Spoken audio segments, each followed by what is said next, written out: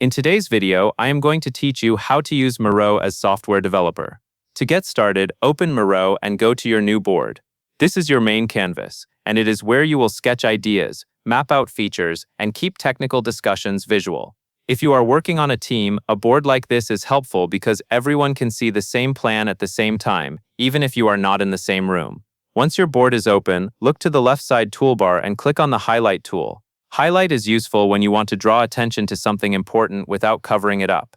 For software development work, this is great for marking key requirements, calling out risks, or emphasizing decisions that the team needs to align on. Think of it as a visual highlighter you might use on a document, but now it is directly on your planning board. After you select Highlight, click and type in Highlight. This means you will place your highlighted text right on the board. Add a short, clear label that you want people to notice quickly. Keep it brief so it stays readable when you zoom out. A good tip is to use consistent wording for similar items, like using the same format for goals, blockers, or action items. That way, your board stays organized and easier to scan during stand-ups or design reviews. Next, click on Software.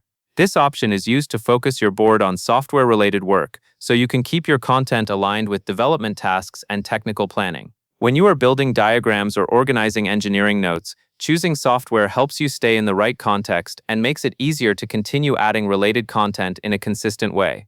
Take a moment to review what you have placed on the board. Make sure the highlighted text is positioned where it supports the flow of the board, such as near a feature area, a diagram, or a heading. Keep spacing comfortable so people can read it quickly.